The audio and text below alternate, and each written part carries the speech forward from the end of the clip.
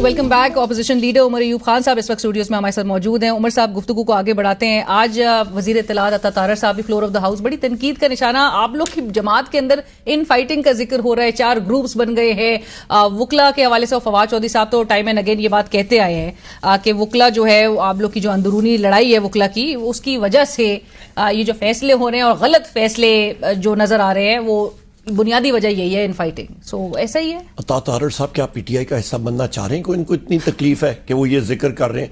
उनको क्या लगे हम लोग अंदर पीटीआई में क्या करें? डेमोक्रेटिक जमात है, मैंने आपको बताया, एक फैसला होता है। हमारी जो पॉलिटिकल कमेटी है, कोर कमेटी है, पार्लियामेंट्री कमेटी है, वो फैसला कर सकती हैं और बड़े बड़े फैसले लीडरशिप के पॉलिटिकल कमेटी ने वो उल्टा दिए। इट्स अ डेमोक्रेटिक पार्टी, तो उनको वो ये जी हजूरी वाली पार्टी है नहीं, तो अता तारर साहब कैसे फिट नहीं होंगे वो पीटीआई में। तो फवाद चौधरी साहब भी तनकीद करे थे और फवाद चौधरी साहब ने बहरहाल आपके तो वो बड़े मोतरफ भी है, वो कहते हैं कि पॉलिटिकल लीडरशिप को लीड करना चाहिए पाकिस्तान तहरीक इंसाफ को, वकला का काम नहीं है। इस वक्त जो नजर आ रहा है एहतजाज भी वो ठोस या एक मौसर एहतजाज नहीं कर पा रहे। लास्ट तो एहतजाज की कॉल पे लोग ही नहीं निकल के आए। देखिए जी, ये डिसीजन वजीर आज़म इमरान खान साहब का है और मैंने खुद रिज़ाइन किया था सेक्रेटरी जनरल, क्योंकि मेरे ऊपर पार्लियामेंट के बहुत ज़्यादा रिस्पॉन्सिबिलिटी है। लीडर ऑफ द अपोजिशन का कोई छोटा वो नहीं होता, रिस्पॉन्सिबिलिटी होती। फिर मैं directly elected member of the national assembly हूँ। मेरा पाकिस्तान में बहुत बड़े हलकों में से शुमार होता है और मेरी आदत है कि मैं हल्के के बहुत क्लोज होता हूँ। वहाँ पे भी मेरी हाज़िरी, हमारा एक सिलसिला होता है, मतलब लोगों के साथ गमी शादी उठना बैठना के, तो उसके हवाले से और ये सारी चीज़ें जो हैं बड़ी ज़रूरी होती हैं।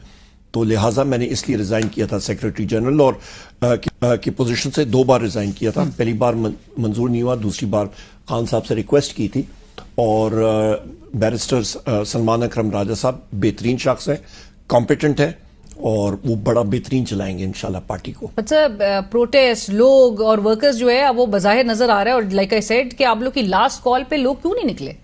कौन सी कॉल पे? आप लोग ने एहतजाज की गुज़िश्ता हफ्ते कॉल दे रखी थी। देखिए, हमने तो डिस्ट्रिक्ट लेवल पे किया था, पूरे मुल्क वाइज। डिस्ट्रिक्ट में आपके फस्तायत का एक फिजा होती है पंजाब में, जहाँ पे जाए दफ़ा 144 पकड़ दकड़ लोगों को अंदर करना। हम लोग एक फेज से रिकवर कर रहे हैं कि जो आपका 4 अक्टूबर की भी कॉल थी, वो 2000 लोग अभी तक हमारे जेलों में हैं, उनको हम लोग निकाल रहे हैं। एक पूरा एक साइकिल होता है, फिर भी लोग निकले और किसी पार्टी ने इतना सस्टेन्ड एफर्ट, किसी के पास ये नहीं है एबिलिटी कि वो सस्टेन कर सके। भुट्टो साहब को जिस वक्त फांसी हुई थी, मार्शल लॉ था जनरल ज़िया साहब का, कितने लोग निकले थे। यहाँ पे तो हमारे वर्कर्स जान जो है वो हथेली पर रख के बाहर निकलते हैं। लेकिन वो वर्कर्स ही जान हथेली पर रख के बाहर निकल रहे हैं, पीछे मुड़ के देख रहे हैं, लीडरशिप ही नहीं नजर आ रही। सिर्फ एक बार अलीना साहबा लीडरशिप नहीं आई थी और वो भी अंडर ऑर्डर्स। एमएनएस का जो सामने आया आपने देखा फिर क्या हाल हुए, वो पकड़े गए और उनसे फिर क्या कराया गया। तो लिहाजा एमएनएस पे सख्त कतकन थी, अपने आप को सेफ रखना है। बशमूल मेरे हर बार हर डेमोन्स्ट्रेशन पे हम लोग आगे। आप देखें असद कैसर साहब के भाई, वो आज भी वो जेल में थे। हमारे बाकी लीडरशिप, हमारे 2 मिनिस्टर्स सूबे के, वो जेल में पड़े हुए हैं। वो ये लीडरशिप नहीं है तो क्या है? आपके एनपीएस ग्राउंड पे थे, डी चौक में थे, हर जगह थे। सर मतलब अब इतने मराहिल से और वो जो आंख का दरिया है उसको अबूर करते हुए आप लोग जब आ रहे हैं और इससे वर्स्ट मेरे ख्याल से कुछ हो नहीं सकता। सो अब हिकमत अमली होगी क्या? इमरान खान साहब जेल में हैं और जिस तरह से मैं बात भी करी थी कि ताहुक्म सामनी उनके साथ मुलाकात पे पाबंदी है, बहनें उनकी जेल में हैं, भांजे उनके जेल में हैं, वर्कर्स और लीडर्स जो है वो उनके टॉप टियर लीडरशिप जो है वो जेल में है। हिकमत अमली क्या होगी? स्ट्रैटेजी क्या होगी? सड़कों का रुख करेंगे, तहरीक चलाएंगे, ठोस तहरीक होगी या अंडरग्राउंड रह गई तहरीक चलाई जाएगी? क्योंकि एक आप लोग के जो जमात के अंदर से एक व्यू ये भी आता है कि आप रुपोशी जो है वो खत्म कर देंगे, अब बाहर निकलेंगे जी, कोई एहतजाज की ना हमें इजाजत चाहिए ना जलसे की कोई इजाजत चाहिए, हम अब एहतजाज करेंगे। हमने तो शुरू प्रूफ कर दिया है। देखिए, मैं जब आप बात कर रही थी अलीना साहबा, मैं मुस्कुरा रहा था। मैं फिर रिपीट करता हूँ, मैंने होश संभाली है तो मैंने पुलिस रेड्स देखी हैं वालिद साहब के ऊपर, वालदा के ऊपर। भुट्टो साहब का टाइम था, फेडरल सिक्योरिटी फोर्स था, जेल की दीवारों को मैं खुद ठोडे मारता रहा था, 4 साल मेरी उम्र थी, वो सारी चीज़ें देखी हैं। और एक चीज़ मैं आपको बता दूं, ये सियासी उम्र में, कल सुबह भी मैं किसी को कह रहा था, ये पहिया बहुत जल्दी घूमता है। आज फ्लोर ऑफ द हाउस पे मेरे साथ PMLN के और बाकी लोग आके सलाम दुआ करके जा रहे थे। मैंने उनको कहा था और उस दिन भी मैंने कहा था, इस वक्त 26वीं तरमीम पेश कर रहे थे, मैंने कहा याद रखना इस तरमीम का सबसे पहला विक्टिम शहबाज शरीफ खुद होगा।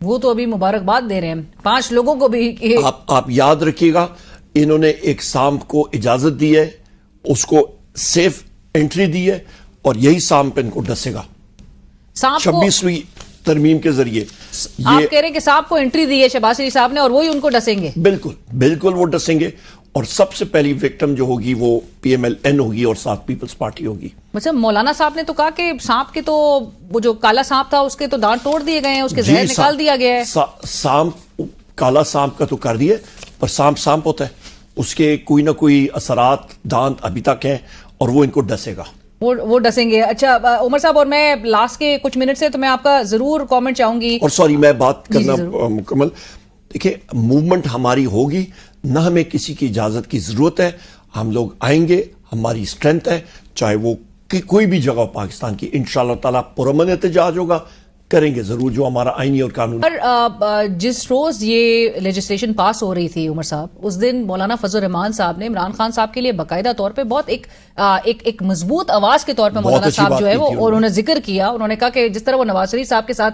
खड़े थे, उनके लीडर्स के साथ खड़े थे माजी में, उसी तरह से इमरान खान साहब के साथ भी जो सलूक किया जा रहा है, जिस तरह से वो फेसेस कर रहे हैं केसेस, उनके साथ खड़े। सो मौलाना साहब को किस तरह से आप उनकी सपोर्ट को यूटिलाइज करेंगे in the form of protest? क्योंकि बार बार चाहे फवाद चौधरी साहब या दीगर हो, वो यही कहते हैं कि आपके एहतजाज तब मौसर हो सकेगा जब आप दीगर जमातों को, GDA है, JUI है, जमात इस्लामी है, उनको अपने साथ शामिल। देखिए जी, हमारी तहरीक तहफ़्फ़ुज़ आईन पाकिस्तान है, उसमें हमारी मुख्तलिफ जमातें हैं।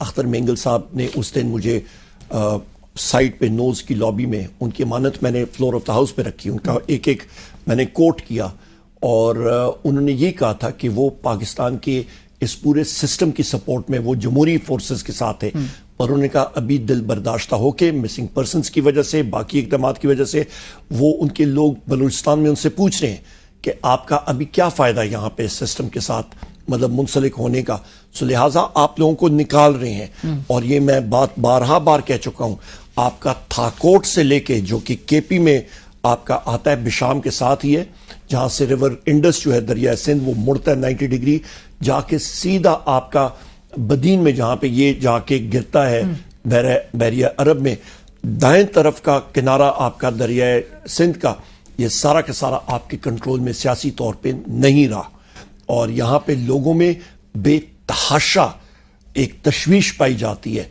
और बलूचिस्तान में हालात बिल्कुल ठीक नहीं है, और ये और KP में भी जो आपका बॉर्डर एरिया है जो कि सिक्योरिटी फोर्सेस के कंट्रोल में है, आए दिन वहाँ पे प्रॉब्लम्स आ रही हैं, और इन चीज़ों पे नज़रसानी ना की गई, मुल्क को खुदा न खास्ता मेरे मुंह में खाक, मुल्क को बहुत बड़ा एक हादसा पेश आ सकता है, खुदा न करे। बट उमर साहब, आखिर में आज chief justice of Pakistan justice Qazi Faez Isa साहब के वो इख्तलाफी नोट सामने आया मखसूस नशिस्तों से मुतालिक, जो फैसला सामने आया था उससे मुतालिक, और उन्होंने ये बात कही, और seems like he is provided ammunition to election commission of Pakistan. उन्होंने कहा कि ये जो मेजॉरिटी का जो ऑर्डर था, जो जजमेंट थी, वो चूंकि कंक्लूड नहीं की उसने वो तमाम अपील्स को, और एक अप्रोप्रिएट एप्लीकेशन को परमिट कर दिया जो आपकी जमात की जानिब से भी एप्लीकेशन गई थी इलेक्शन कमीशन ऑफ पाकिस्तान की तरफ से। सो लिहाजा ये केस कंक्लूड नहीं हुआ, और कंक्लूड नहीं हुआ तो ये सुप्रीम कोर्ट का ये फैसला बाइंडिंग नहीं है, तो फिर कंटेम्प्ट के ज़मरे में नहीं आता है नॉन कंप्लायंस के नतीजे में। माशाल्लाह काजी फायज ईसा साहब से यही तवक्को थी कि जाते जाते ये गंद जरूर कोई घोलेंगे, और गंद उन्होंने हस्बे मामूल और हस्बे तवक्को वो गंद घोल के ही गए हैं।